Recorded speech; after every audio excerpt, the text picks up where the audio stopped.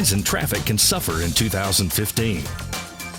To learn how your business is currently viewed and what can be done to improve your brand's visibility and authority, contact SunUp Group for a free marketing analysis. It could be a business game changer. Visit www.sunupgroup.com today or call 877-609-3840, extension 700. Imagine what it would feel like to lose everything. Your job, your home, your family, your dignity. This has happened to thousands of the men, women, veterans, and young adults we serve at Working Wardrobes. What do we do to help? We provide career development services, life skills workshops, job skills training. We provide the perfect interview outfit, and we get clients placed in jobs. Call Working Wardrobes, 714-210-2460. Donate, volunteer, invest, hire.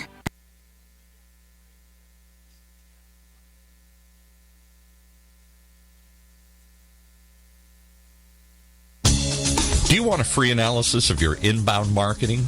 Do you want it in 30 seconds or less? Then check out Marketing Grader, the free marketing tool from HubSpot. It's simple. Just go to marketinggrader.com, enter the URL that you want to analyze, and Marketing Grader will instantly give you a detailed report grading your lead generation, mobile marketing, social media, competitive benchmarking, and more. It's simple, it's powerful, and it's free. marketinggrader.com. When you use the Premier Rewards Gold Card from American Express, the rewards points can keep on multiplying. Buy 3 with triple points on airfare. Buy 2 with double points on gas and groceries. And a single point for pretty much every other dollar you spend on the card. Then, start choosing from over 1 million rewards to redeem all those points. Apply today and the annual fee for the first year is on us. Call 1-800-AXP-GOLD or visit axpgold.com. The annual fee for the card is $75. See terms, conditions, and restrictions at axpgold.com. I'm on the observation deck of the Empire State Building to demonstrate how much material Waste Management recycles. As North America's largest residential recycler, last year alone, Waste Management recycled 12.9 million tons. How much is that? Let's do the math. Carry the 6. It's enough to fill this building more than 27 times. With experience like that, we're bound to have a program that can help your business recycle. Talk to Waste Management or visit thinkgreen.com. Richard Franzi is a highly sought-after keynote speaker on topics of interest to CEOs of middle firms across North America. Richard's talks include Killing Cats Leads to Rats, a fascinating look at how unintended consequences of CEOs' decisions impact their firm's performance. Your Gray Matter Matters, which explores how a CEO's mindset can differentiate a middle market firm and define its culture. Richard delivers talks to a variety of audiences, ranging from executive team retreats to keynotes in front of hundreds of CEOs. To learn more about his talks, visit criticalmassforbusiness.com and select the contact page or call 949-887-4104.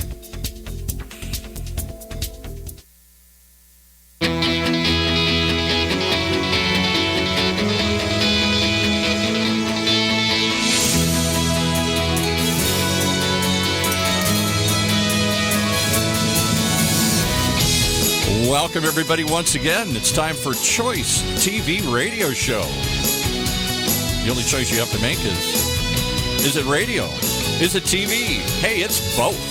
With your host, Jon Marchese, award-winning executive producer and owner of Choice TV. Welcome, Jon. Well, thank you, Paul. And boy, is it both, because yesterday Ryan and I were in studio all day filming the Choice TV show to air on Fox 11. You shoot it up at Fox, don't you? No, we shoot it down here in Huntington Beach. Oh, okay. We have a studio that we use from KVLA Studios. Okay. And Ryan, was it a busy day or what? Extremely busy, but I think we got a quality show in the can. And I'm really excited. You know why? Why is that? Because, well, in addition to having Paul, my announcer, Ryan, my producer, I have my wife, Madonna, in the studio as well. And maybe Madonna will say, yeah, we got clapping. We got lots of clapping. And maybe later on she'll ask a question or two. And I am super excited because... Do we have to applaud every time she asks a question? Let's do do that. Okay. Let's do that for sure, Paul. That's a good idea. All right. I have my guest, Dr. James Mercer, in studio right here. Now, that's a clap. We deserve a clap. Hey, James. Hey, how are you? Okay, how are you? I'm great. James and Nita. Nita is here. His friend Nita. Say hi, Nita. Hi, Nita. Now, No applause for Nita. now, James and Nita are all the way from Texas. Let me introduce James. His accomplishments are phenomenal. Dr. James Mercer has his doctorate in psychology, and before that, Paul, he was a funeral director and owner. Yikes. So we're going to get lots of stories about that. But now he owns a foster care and adoption agency which focuses on the thousands of children throughout Texas who have suffered abuse. And there's lots of them, God knows. Sadly. Yes. His new book, published by Simon & Schuster, folks, Secrets and Shame, Dear Oprah Diaries. It's a huge success. It's flying off the shelves, and it is an incredible read. And we're going to talk about that. James, welcome to Choice TV Radio. Thank you for having me. Oh my gosh, I'm really excited. I read the book. It's phenomenal. It's a page turner. It really is. So I'm glad to hear that. Yeah, and I actually got an autographed copy, folks. So I'm excited about that. We'll get into your history, but I want to talk about now. You run a child care and adoption agency, or not child care, a foster care and adopt. Tell me a little bit about Correct. that. Well, it's Lone Star Social Services in Austin, Texas. We focus on the hundreds and thousands of children that have experienced abuse and neglect at the hands of those who were supposed to have loved them and care. Well, that's not unfair. They do love them. They Right. just made a mistake, and we come in and we help educate and try to get them back to where they need to be so they can take better care of their kids. I mean, there's such a need, right? There is. There really is. It's something I experienced as a child, of course, and now I want to make sure that the children that are facing the exact same issues that I did, we can help them and fix that. Right. And let's talk about your path. What got you interested? You grew up in Texas, in a little town in Lucky Texas, me. Tumbleweed, Texas, right? Correct, yeah. Tumbleweed, Texas. Is that really the name? Come on. Yes. That's where we're going to keep it. Yes. Yeah, we're going to keep it in Tumbleweed, Texas, folks. Just keep it out in Tumbleweed. All right. It fits. But James had it was a challenging life, to say the least, right? To say the least, for real, yeah. And I mean, we can read it all in the book, but you grew up. It was an abusive relationship. Oh, it was. I yes. mean, there was verbal abuse, physical abuse, sexual abuse, you name it. I mean, it was there at school, at home. Regardless of where we were, there was abuse, unfortunately. Yeah. James's father. It wasn't. He didn't support you, did he? At all. Yeah, at all. But it made you stronger. It made me me. It really did. Yes. And hungry. Starving. I mean, poor. Correct. Poor. When I read the book, it was, you hear about people just being hungry or these relationships, abusive relationships, but when you actually read it, it's just the words, it was palpable, just how impactful. I mean, you didn't have a bed. You slept on the floor. Well, we had the bed that we had was so you could see the springs. So I would get the dirty clothes that we had because we had no washer and dryer. So I'd get the dirty clothes and put them in the springs and try to make a cushion out of them. At night, I would sneak out to go to the local relative's home into their back door because they always left the back door open. And I would go in and take Spam and bread. I did. And that was like a treat for It was because we had no food. So all day our stomachs would grumble, and I would, I felt like the, what do you call it, the caregiver or provider for my brother. So of course I had to do what I had to do, and sneaking out and borrowing food was the way to go. Right. And your mom, he not only abused you but your mom. There was one point that he dislocated her shoulder because she wouldn't pull his teeth out. Talk about Well, we laugh that. now, but as a kid, when you're watching such viciousness and hate coming from this guy, and he would have this putrid smell of alcohol and cigarettes and drunk all the time. So whenever he was on this rampage about I need my teeth pulled, my mother was scared to death, and she was like, "Oh, I can't do it. Sober up." Mm-hmm. I would do it. If you want me to do it, I will do it. Just leave my mother alone. But as soon as he pulled her arm out of socket, it was put right back in when he shoved her against the wall. And when you hear it and you see it, you cannot shake that visual. I'm 34. This happened when I was a kid, and I still remember it so vividly. Yes, yeah. And you ended up pulling his teeth out with the pliers because they didn't have insurance. The grossest yeah, feeling. talk about that. Talk about that. He was so adamant about pull my teeth, and my mother was scared to death. My mom, They were rotting. He didn't have insurance. They were rotting, right? So I am grabbing. How old are you now? You're like 9, 10? You're like back then. Let me see. You were young. I was young, very young. Kid. So whenever I remembered grabbing the pliers, putting them on his yellow-stained, brownish, nicotine flavored looking teeth, gripping them, and I remember thinking, if I push any harder, it's going to crack them. Mm-hmm. But there was a level of satisfaction I got to pull those teeth, because it gave him pain. He was in pain with them, so I did a mitzvah by pulling them for him. But then it was also joy to get him to chill out for a minute and focus on the bleeding and blood everywhere. Not anyone everywhere. else. Yeah. I love. There was a quote in the book. You said. That dentistry was never on my list of possible careers that night. Check. Yeah, you weren't going to be a dentist. I won't do it again. You weren't going to be a dentist. And you didn't have a lot of support at school either. You were abused at home, and not that we want to talk. But it is part of you. It is part of your story the abuse. It brought me. When you're raised. My vision of being a parent is totally different. I think that whenever you're a parent, you should be so blessed to have this kid that God allowed you to even have. Right. And you should worship them and love them and take care of them. And then whenever you void that and you do what Harry did in the book, it kind of he taught me a lot. He taught me what not to do as a parent, and I would write Oprah and let her know what not to do, and remind me, Oprah, whenever I am older and I do have kids, what not to do. Yeah, and I love that in the book. Oprah was like your hero. You wrote letters to Oprah. Well, growing up in a racist home, my dad was so big on no Hispanics, no blacks, no Asians, no white, nothing. I mean, you couldn't be anything other than what he deemed appropriate. So whenever I would listen to him, I didn't believe it, because I would see Oprah and she would explain about all of the struggles she's gone through, and even though she was speaking to millions of people, every day she was just talking to me, and I would listen to her and write those Oprah letters, and when he found them, he burnt them up with a big lighter, the orange Bic, and he was so mad that I don't know if he was mad because I was talking to her about my gay tendencies or the gay thoughts, or that he was abusive and an alcoholic, or what my mom was going through, or if it was because she was black, honestly, because he didn't like that.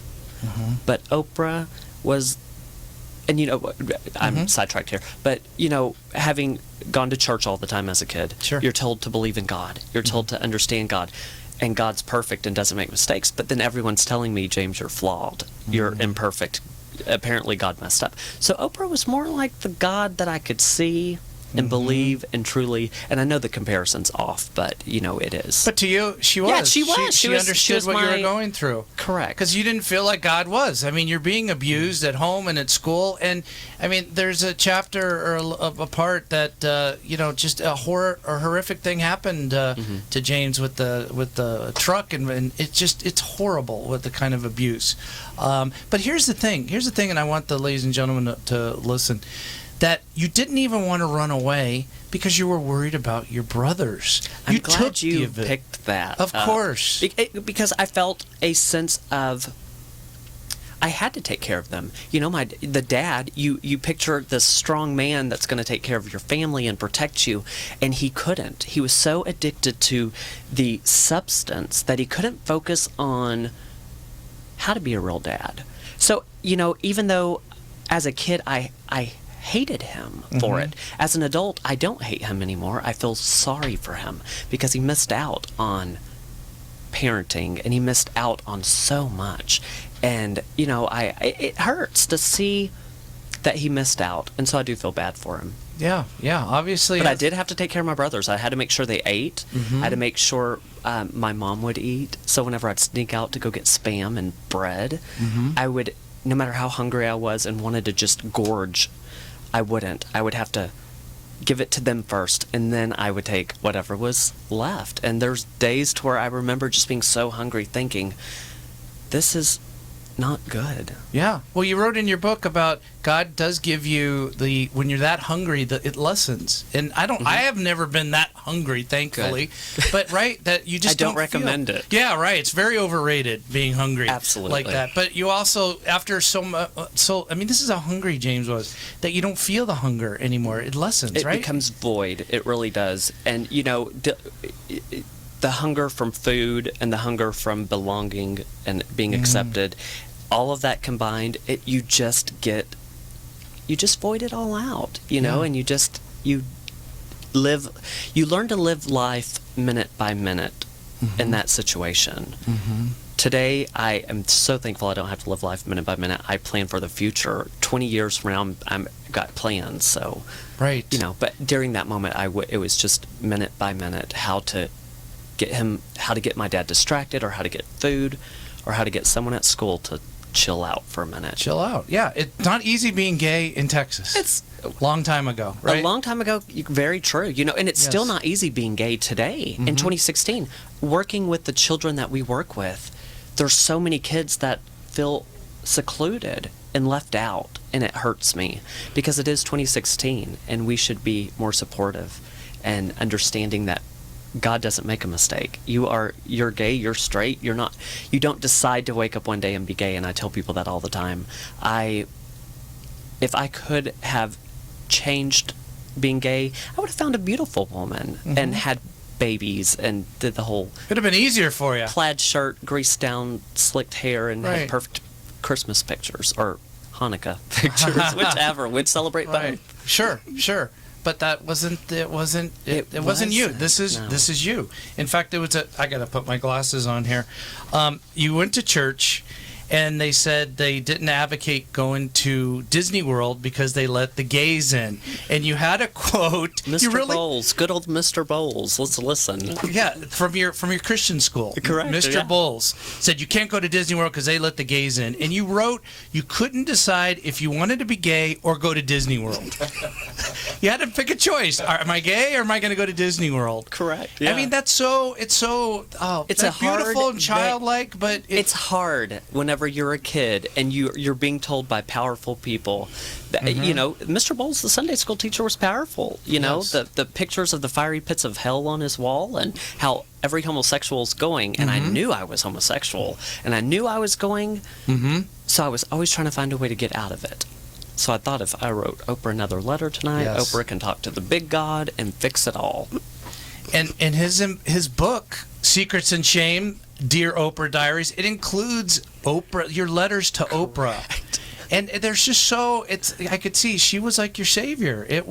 She was, you know, I tell everybody this, and I will repeat myself forever. She was I couldn't trust anyone because if I told you, hey, John, my dad's an alcoholic and he's probably on drugs tonight and going to jerk my mom around a few times, you would have probably reported it. So if I told you, I knew that there was a chance that I would have to leave my home. And even though it was turmoil for so many of us that understand what stable life is, it was my normal. So when you have outside factors telling you that it's not normal for you to live this way, it's very conflicting for a young kid to understand, well, what's normal, what's not normal, are you gay, are you not gay, how do I quit being this way? So it was...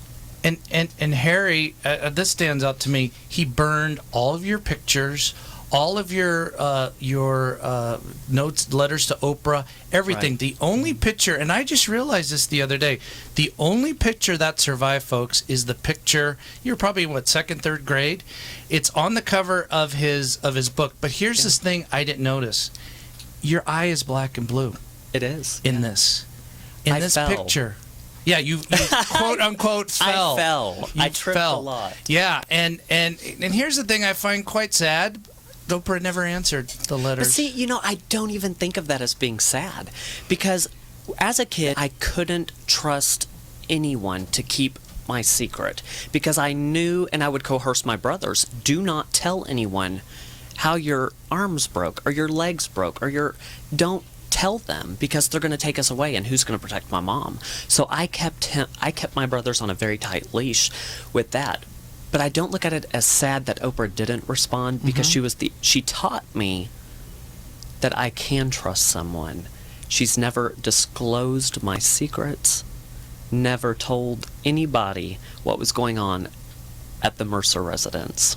Yes. And for that, I'm forever grateful. She can continue shopping for Stedman a new tie, because I'm okay. We fixed it. Right. But you'd love to meet her. Oh, honey. Listen, for real. So if anybody out there has a connection to Oprah, James Mercer, call me. We'll go shopping. Number one fan, and you could dress her too, right? You're good and with fashion. And clean her toilets. And okay, yes, I spent my life cleaning. We got to talk about that. That's interesting. That was that was your escape. You love to clean, especially the bathroom. Just tell the audience about that. When you are born different, you don't feel accepted. You don't feel important. So I needed to do something to distract me, so I wanted to make my mother smile. My mom has a beautiful smile, but you can't see it often because, Dad would jostle her around a little bit. So anything I could do to make her smile. So I remember they would get drunk. Him and his friends would get drunk, pee on the toilet, pee on the floor. Throw up everywhere. So in order to make her smile and not have to do it, I would clean it myself. And I remember her smiling the biggest smile. And I would always tell Oprah, I'm going to catch a flight to Chicago. I'm getting emotional here. But I'm like, I will catch a flight to Chicago, and I'm going to make you smile too, Oprah. Because prior to the day I wrote that, she was explaining how she dealt with so much. And I remember looking at her thinking, she's beautiful.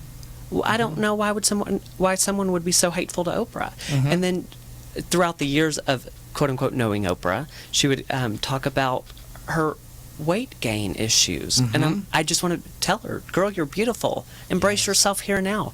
Read Dr. Robbie Ludwig's book, Your Best Age Is Now. That's going to help you. Exactly. So she was going through struggles too. Even if you're Oprah, no matter who you are, we're facing struggles, and we have to siphon what's our burden and what's not. And that's why I created Secrets and Shame.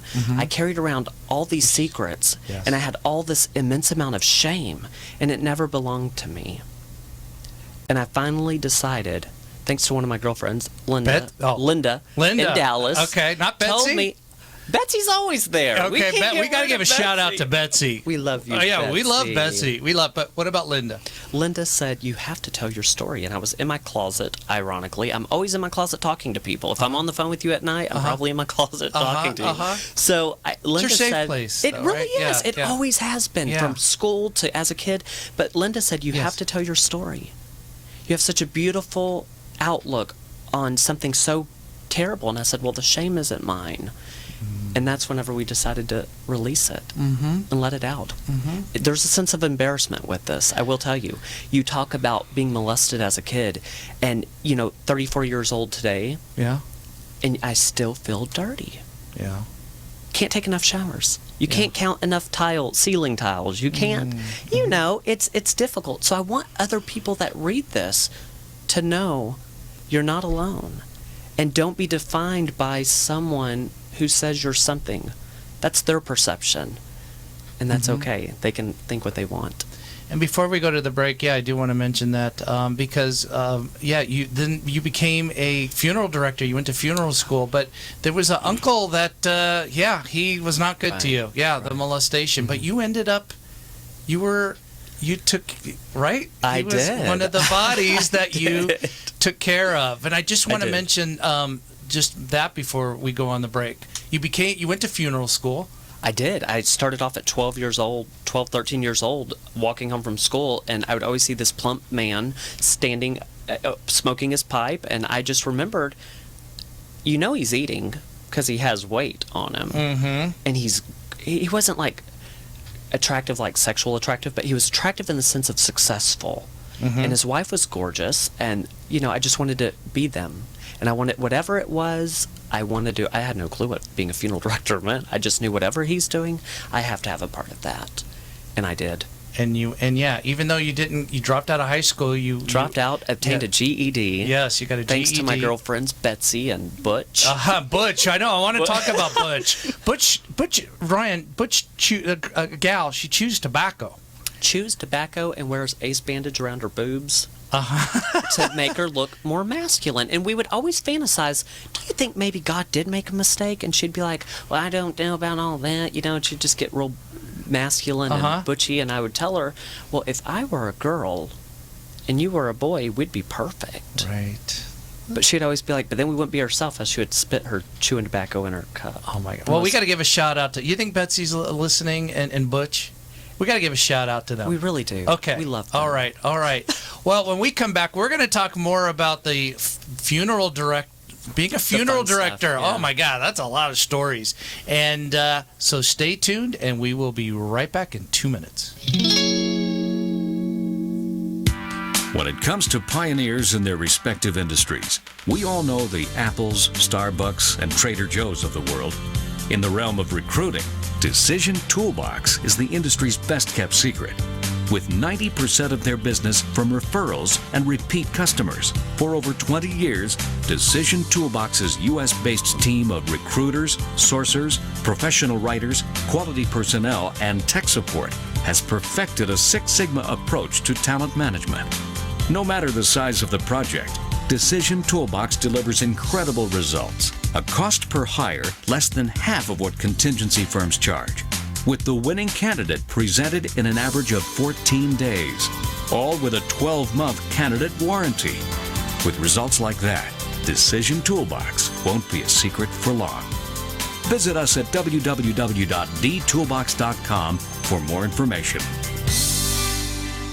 Imagine what it would feel like to lose everything. Your job, your home, your family, your dignity. This has happened to thousands of the men, women, veterans, and young adults we serve at Working Wardrobes. What do we do to help? We provide career development services, life skills workshops, job skills training. We provide the perfect interview outfit, and we get clients placed in jobs. Call Working Wardrobes, 714-210-2460. Donate, volunteer, invest, hire.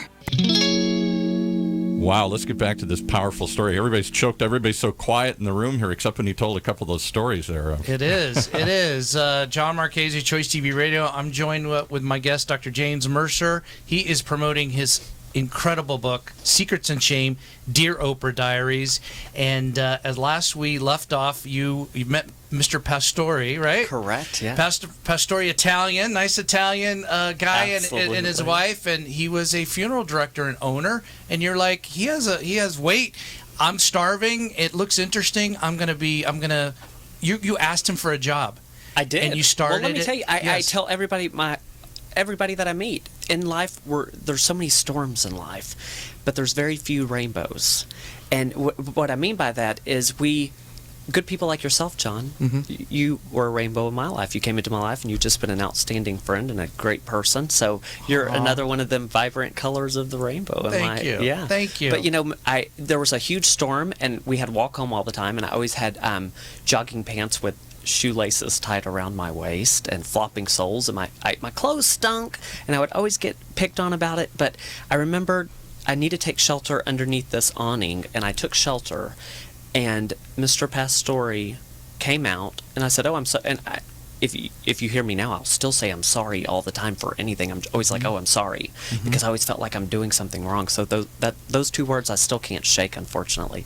So I said, "Oh, I'm sorry," and he said, "No, come on in." His wife put the fluffiest white towel around me, and that should be something that so many people take that for granted. But when growing up, my towels, you could see through them, and they would scratch your back as you were, trying to dry off without ripping them. And so went in and, I was very vulnerable and asked him, whatever I can do, I'll do it for free. And I remember telling myself, well, what the hell are you doing? Right. You don't do anything for free. You're starving and you need money. Yeah. But I knew that if I could show him that I was serious, maybe it could help my mom eat or get her seizure medicine. My mom has seizures, so she has to have her seizure medicine, and I can help her get her medicine, and I can get the boys clothes. And maybe if I wear nice clothes, people at school will think I'm prettier. And so you got a job. I gave you a job. I mowed grass for a year and a half almost. And I was so mad one day because I was sweating, my pants were falling off of me, and I said, I'm not doing this anymore. I quit. And he started laughing, and I'm like, you think everything's funny? It's not funny. I quit. Right. Anyways, he what happened? Gave me a job in the embalming room for the first time. He said, are you sure you're ready? And I said, I promise you I'm ready. I got to do makeup and hair and fingernails, and when the family came in to see their loved one, they were so moved by how beautiful I had made their mother. Yes, yes. And that's when it connected. This is how I'm going to get respect. Right. I'm going to take care of the deceased, and I'm going to give them the most fabulous send-off ever. And people are going to love me. And I'm going to go down in history for being the most fabulous funeral director, and I did. Yes. Phil. You even impressed Mr. Pastore. Oh, I he did. He walked in on one of the bodies, and it was amazing the work that you did. He could not believe I could do hair that well, and the makeup, and he was just so impressed. So over the time, John, he taught me how to embalm. Mm-hmm. The first time I was scared to death. I remember him making an incision into the neck by the carotid area, right above the clavicle. And I remember being scared to death, thinking, what is this guy doing? And he was so nonchalant about it, and I'm shaking, trying not to show him how afraid I was, because I needed... Mr. Pastore always said, I'm proud of you, son. Good job, son. And even those words rolled off his lips like yesterday's newspaper. Right. You never got that before. I didn't get it. So I strived to continue doing better so he could tell me again how much he cared. He was like your surrogate dad. He was your surrogate dad. I mean, he was like your father figure, right? Or no? A lot like a father. Actually, I as a kid, I would always wish, and I would pray to Oprah and pray to God and so forth. God, if you are real, and Oprah, I know you're hearing me, make sure you can get Mr. Pastore and my mom together. Not that I wanted to be a homewrecker. I just wanted him to be a dad all the time. No homewrecking. Mm-hmm. And so you became, you did embalming, and you were good at it. You were good. You mixed the chemicals, and he was impressed with that. Yeah. Well, there's a chemistry behind it. So a lot of people are like, I didn't know there was a school to be a funeral director. You have to get a degree, actually. You have to... You have to be licensed. You have to be licensed. Yes. It's difficult. Yes, yes. The most difficult school ever. And you rearranged his whole embalming room. Yeah, it was spotless. It was spotless. He moaned and groaned because he couldn't find some of his instruments, but it was all organized. It was perfect. So how did it feel, James? And this is great because you're right here. You had the uncle that abused you. Right. He was laid on your table. What was that moment like? That I had a lot of mixed. As a funeral director, we take an oath under whatever circumstance. You treat everybody with dignity, whether it's the President of the United States or the janitor. And I still live my life, and I teach my kids that today. You treat everyone good. You don't know what people are going through. But whenever I seen my uncle on the table, it's kind of like you're empty because of what he did, and you bear that secret that you didn't want to tell anyone else because you don't want them to be upset, thinking everything was my fault. So if I disclosed that he touched me inappropriately, it would have been somehow my fault. And that wasn't. I just figured I had enough drama, enough issues already. Whenever you're a kid and you're thinking about suicide all the time, it's not.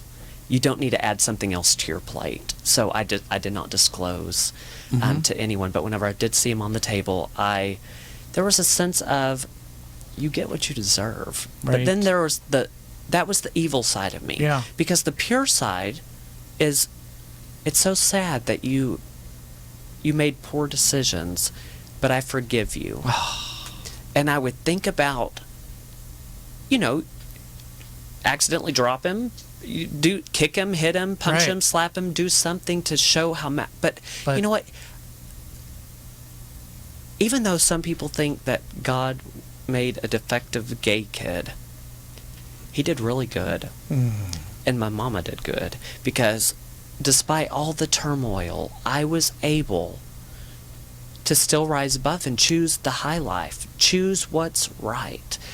And I could have been ill and rude, and I didn't. You didn't? No. You didn't. I treated him with the utmost respect. Mr. Pastore said, if you cannot embalm him, I understand. And I said, no, sir, I will not let you down. And I didn't. I saved him from having to do it himself. And when we were done, he looked fabulous. Right. And I was proud of myself for taking that road. Right. It's cathartic. It is. You still have, you can have those negative thoughts. Right. Just don't follow through. Void them out. Have them and let it go. We're human. Yeah. And I want just to lighten it up a little bit. Funeral stories. I hear that the bodies, they moan when you put them. I would be scared out of my mind, Nita. Wouldn't you? Yes. And and their harm sometimes flops out. I mean, they move on their own. Well, let me tell you. Okay, let's talk about what happens. So when you're aspirating a person, which there's a long trocar type metal instrument that you insert in the abdomen, right, 3 inches above the umbilical cord, 3 inches to the right, that type of, and you're up and you're doing your thing, back and forth motion. They will gargle. And it is, when today I sleep in the same room, it doesn't bother me, but when you're 14 and 15, it's pretty scary. I've heard now, and this is a wives' tale, that they could sit up. That they sit up or they move. Their arms will move. They get rigor mortis. Does that happen? Come on, James. No. They don't sit up. They don't sit up. They do not sit up. No, I have not seen I have heard they sit up, Ryan. Have you heard that? You're into the scary stuff. Have you heard that? Yeah, I've heard of muscle contraction. Like you'll see they do have. They have muscle contractions depending on how long they've died, and you can see a finger move every once in a twitch, not really a move, I should say. But that's huge, Nita. That's huge. That's huge. A dead body that's twitching. Well, listen, I used to make poor Nita go with us to make removals at the medical examiner, and I told her, I said, before we pull up, girl, I gotta let you know, it's gonna smell. And she said, oh no, we're good, I got it. Did she say it like that? How did you say it? Okay, we're good. We got it. We got this. Trembling in my boots. Much like the 13-year-old James doing it, But after you're around it so long, you're like, come on, girl, let's go. Another one. Right. We got to help him. Another family we get to be blessed with. Any because I'm putting you on the spot. What else? Any other thing that people would find interesting that's happened? Well, let me tell you something. The fatty deposits in our body. Yeah. Look a lot like corn on the cob, so it's hard to eat corn. It's hard to eat corn. Your carotid artery feels like a rubber band. When you go to the Walmart or H-E-B or something. Well, y'all don't have that here, do y'all? We have Walmart. I'm so Texas. We have Walmart. They're everywhere. I'm from Texas. I love Walmart. I really do. So when you go to Walmart or a grocery store, Whole Foods, whatever, and you get the broccoli with that blue rubber band on it, that's what your carotid feels like. So that's a fun fact. Oh my gosh. Prior to doing directing, producing, I used to practice physical therapy, and we had cadavers in school. We had to learn anatomy, and we had a year we spent with the cadavers, but they're already skinned, and it's not like they're real. This is real. Well, let me tell you, in mortuary school, I was in Dallas, Texas, and attending a mortuary college there, and was at the Willed Body program. And the Willed Body program, as you know, or many of you know, it's donating your body to science. And so, as a funeral director, you're taught you be very careful with that body, and don't make a mark, a cut, an extra cut, or a longer incision, whatever the case is. So whenever I was at the Willed Body program, and they're saying the left arm's going to this area and the head's going to this area, it was some pretty intimidating stuff, even as a funeral director who's done it for a while. Wow, yes, right. You kind of, It seems wrong, but then it's right because you're helping. So you're going to save so many lives. Yes. You're going to give the eye doctor's going to have the eyes, and they're going to work, and they're going to learn, and it was pretty intense. Sure. Yeah. And not only, and I read in the book, not only did you perform incredible work on the bodies, but you helped people breathe. I did. Yes. Absolutely. Tell me about Well, that. I mean, there's so many funeral homes even now today that once you make that deposit and you pay them, they're done. We'll see you next time your loved one passes away. And I find that disgusting, honestly, and it's embarrassing to say that as a person in the profession, but it's embarrassing. The services shouldn't end. We have to be there, and we have to promote and help them. Where am I at? Let me see. Yeah, they're looking San to you. Diego. Oh, okay. Yeah, you're in Orange County right now. We're in Orange County. Because he's been on a big promotional tour, flying to all these cities. In fact, today he flies on a plane, James. Tonight to Phoenix. And you've been in Florida. After we're going to West Hollywood after this. Okay, you're gonna hang out in West Hollywood. You'll love it. In fact, he was on set at the Choice TV, and he met Tony Cabrera love and Paul Diaz. Yeah, in double love. Okay, you're the biggest fan, right? I really am. Move out, LA. But you help people breathe, and you owned a funeral home, and that's where you met your partner. Right? You met your partner. We were in mortuary school, and he kept asking me out. And I told Betsy before I left, she said, now don't go off getting with some guy and falling in love, because I fell in love. I was such an easy date back then. Mm-hmm. I would let you buy me a hamburger from Burger King, and I'd already be your husband. Right. I was planning a life together. Right. And Betsy said, when you go to Dallas, do not do it. And I said, girl, I'm not. I promise you, I will not do it. And Jason Asa, his middle name's Jason. Anyways, so he came around and he kept asking me out on a date, and I'm like, not interested. Anyways, he kept going and going and going, so finally I was like, forget it. One damn date, leave me alone, I'm over it. Right. And I did. And I told him, because I wanted to be petite and pretty, so I was like, I'm into salads. I was not into salads. I wanted a hamburger. You're hungry. Bacon cheeseburger. Yeah. Yes. Yeah. I'm starving. I had a lot of time to make up for. So he took me to Garden Inn, which in Dallas, Texas is not a salad place. It was a Chinese restaurant. Yes. Well, you never had Chinese food? Harry said Chinese food will make you sick. Any kind of food other than pinto beans will make you sick. So I was scared to death to try it. But, he was paying, and I might as well. And when we were done, I remember driving back to the mortuary school to the back of the building, and he was like, can I get a kiss? And I'm just like, who the hell asked for a kiss on the first date? This guy, I'm so over him. And I'm done. And then my nosy aunt got involved later. Yes. And now you're married to Asa. We're married. And you have three. We have 3 kids. You have 3 kids. We have a 10-year-old Lyndon, who is the sweetest thing in the world. She wants to be a rabbi. We have a 15-year-old Aaliyah, who wants to be a chemist 1 minute, and then a plastic surgeon the next minute, which I'm rooting for because I need some work done. Nita, what are you doing? You do not. And then my 18-year-old's in nursing school. I just have to keep her there and away from the boys. Yeah, good luck. I am not a fan of the boys. Good luck. I've seen pictures. Gorgeous. Thank you. Gorgeous. So you owned a few funeral homes. I did. You were but you still had a calling for father. I want to talk about that. The funeral industry. When you're a funeral director, you're a funeral director for life. It's in your blood. Sure. It's who you are. I still, Nita and I will be driving down the road or catching a flight to the next place, and I will tell her, I really this weekend, if we're not busy, I'm going to go to the funeral home and help out, and I'm going to do a few embalmings or cremations or whatever I need to do. But so we did it. But where I'm at now with Lone Star Social Services, focusing on fostering connections and adoptions and foster care. It's not a job. It's really not. I'm the lucky one. So blessed to be able to do it. It's your passion, because you grew up that.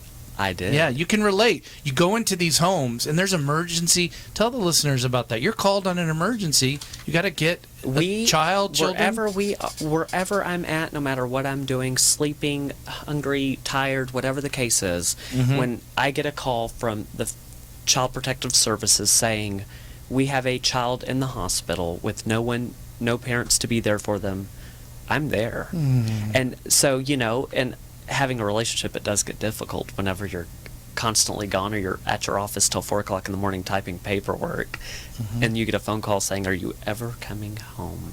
But I forgot it was 4 o'clock in the morning because I'm enjoying what I'm doing. I have another kid to help. Right. And you are, we're friends. That's how we met on Facebook. On Facebook. And I see James. Luli Lambro. Luli. Yeah, she's the one that got... Luli was our connect. Luli, she's a realtor. She is. Yes. Gorgeous. Yes. She... And I see James up. It's like 1 in the morning because I'm up late. 1 in the morning, California. It must be. It's like 3 in the morning. Correct. And he's still up. He's still up. Working, typing. And I am. Hey James, how you doing? Good. In fact, James, it was so funny when he started the press tour. He asked me, should I get HD makeup? Should I get makeup? I'm like, James, you don't need makeup. Yes, I've been told I need makeup. And you bought makeup. It's expensive, right? Anything in production is expensive. But Aviva Drescher. Yes. Let's talk about it. Real Housewife of New York, ex-Bravo's Real Housewife of New York. She's an absolutely amazing woman, stunning. I called her and I said, Aviva, what do I do? Because you said, no, you don't need it. But guys aren't as put together as women. So I called the woman and said, Aviva, what do I do? And she said, oh, honey, you have to go here and get this. And I did, and she was right. I have people complimenting my skin all the time, and I'm just like... At Aviva Drescher. Aviva Drescher. She told me. Aviva Drescher. And when you were out here, tell the audience who you saw yesterday. Oh, well, we go way back. Eileen Davidson. The Real Housewives of Beverly Hills. Housewives of Beverly and Hills. CBS's Young and the Restless. She's been on... Since 82. And she looks like she's 20 years... She's gorgeous. She is gorgeous. Stunning woman. Gorgeous. Talented. And, there's that perception of Hollywood movie stars. Right. That growing up in a small Texas town, it's one of those things you'll never see, you'll never touch or experience. And when you get to talk to these amazing women on the phone, having a normal conversation about weather or kids, or it's the most amazing thing in the world. And they are such huge advocates for me. And not only for myself, but Secrets and Shame, Dear Oprah Diaries, as well as my agency. We have a nonprofit, Lone Star Fostering Connections, and they are so helpful. And what I admire about both Eileen Davidson and Aviva Drescher, and the countless others that I've listed, as endorsements on my book, they all have a beautiful heart. And they're all willing to use their platform to make a difference. In fact, Eileen has a quote at the top of your book in the back cover. She does. She endorsed your book. Yeah. And you've made Ashley Abbott on the Young and the Restless. Stunning. And let me tell you,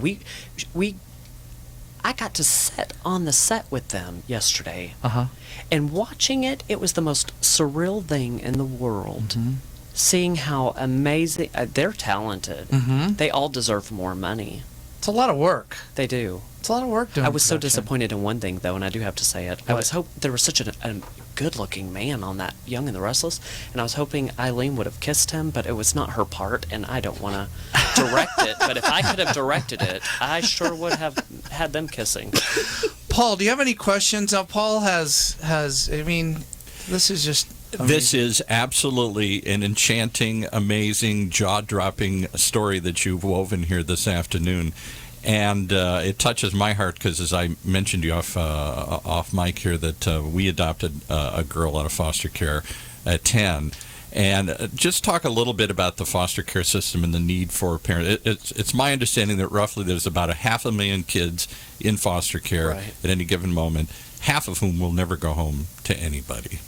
And and it's so true, and it's so sad. It really breaks my heart. So when I hear people tell me, quit working so much, there's no such thing.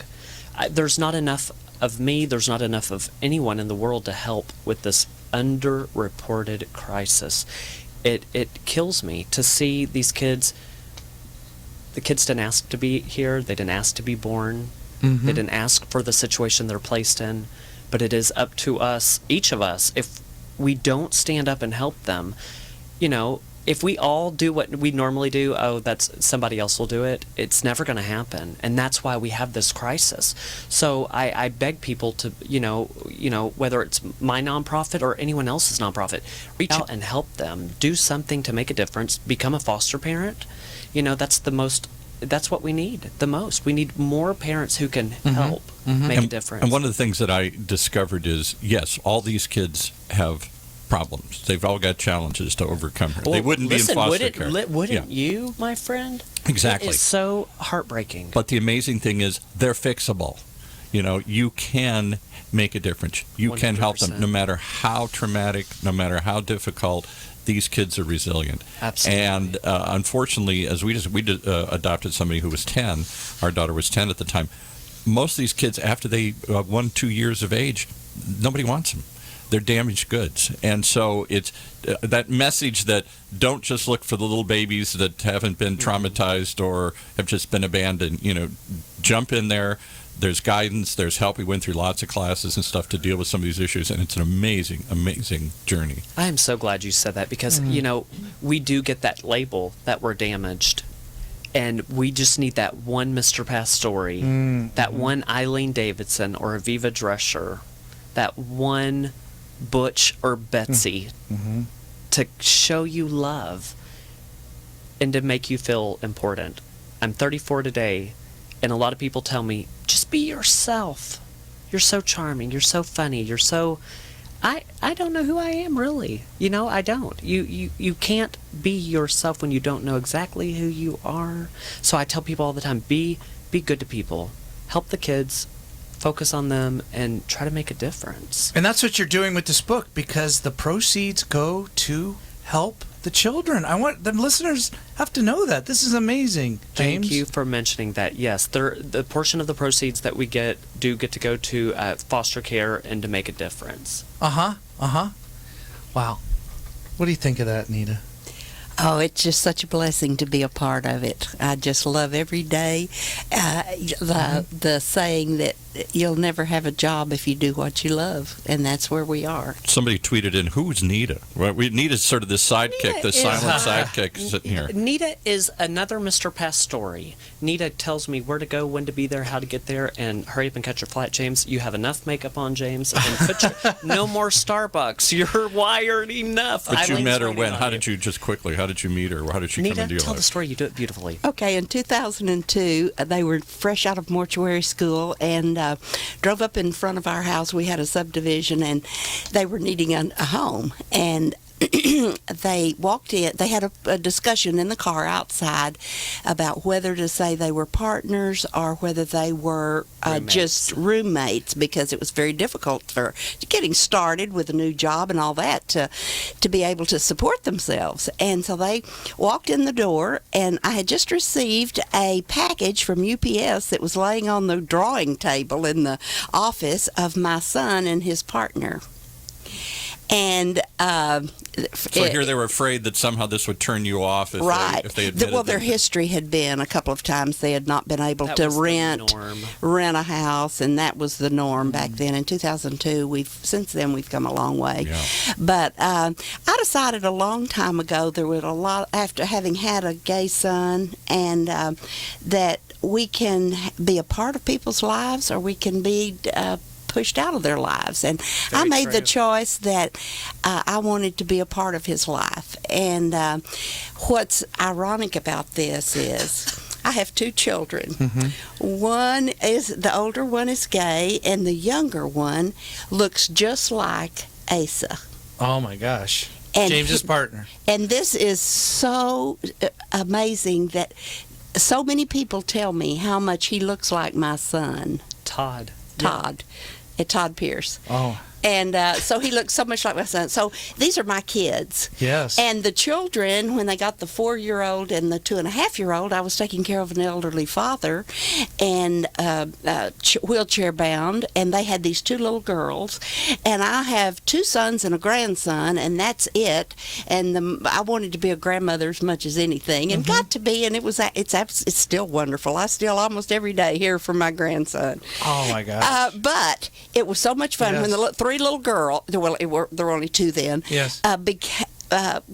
decided to call me. I wasn't a grandma. I wasn't a granny. Nothing sounded just right. Why don't we call her Grand Nita? And so I'm Grand Nita to those girls. And they paint her toenails blue.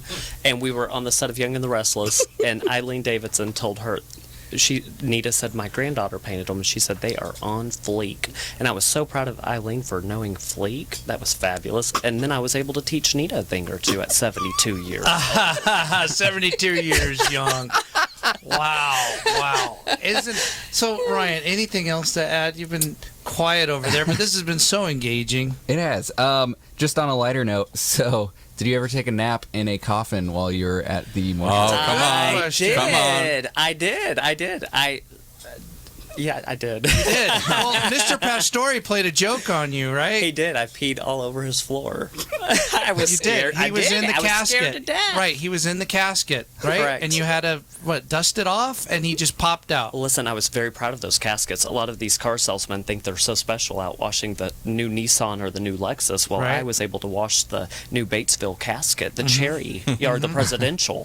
So whenever I'm wiping off the dust and polishing it, he popped out, and he enjoyed humor, and I loved every bit of it. And you got his floor dirty.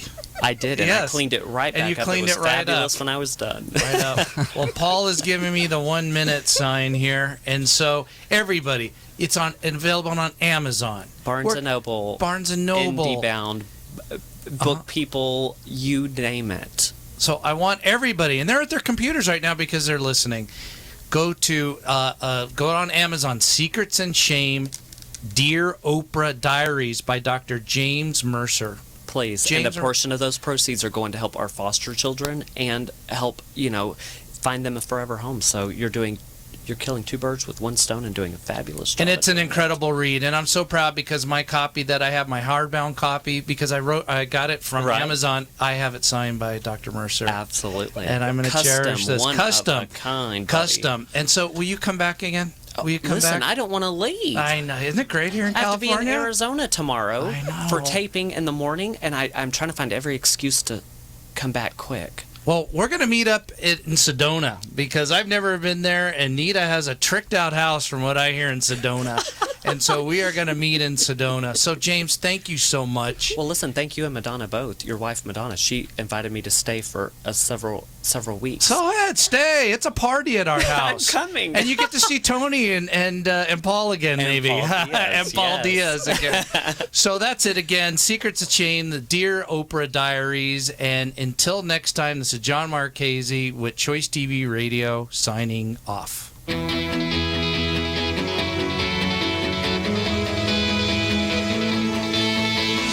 You've been listening, as always, to Choice TV Radio. The most fascinating conversations you'll find anywhere around. The only question you have to answer is it radio or is it TV? Heck, it's both. With your host, Jon Marchese, award-winning executive producer and owner of Choice TV. Imagine what it would feel like to lose everything. Your job, your home, your family, your dignity. This has happened to thousands of the men, women, veterans, and young adults we serve at Working Wardrobes. What do we do to help? We provide career development services, life skills workshops, job skills training. We provide the perfect interview outfit, and we get clients placed in jobs. Call Working Wardrobes, 714-210-2460. Donate, volunteer, invest, hire. Let's face it, not all company challenges are the same, which is why Strategic Market Intelligence can help identify the actionable information you need to be more competitive. Gain a better understanding of your brand, competition, best prospects, or new product opportunities to generate greater revenues in 2015. Call 949-357-9547 or visit www.strategicmarketintelligence.com. Wow. Marketing predictions are out for 2015, and marketing success is changing. Did you know that Google is now actively tracking your business and personal brand and online reputation? Online and offline marketing has changed. Google is driving more than 85% of your traffic. And if your brand is inconsistent or has poor mobile usability, your rankings and traffic can suffer in 2015. To learn how your business is currently viewed and what can be done to improve your brand's visibility and authority. Contact SunUp Group for a free marketing analysis. It could be a business game changer. Visit www.sunupgroup.com today or call 877-609-3840, extension 700.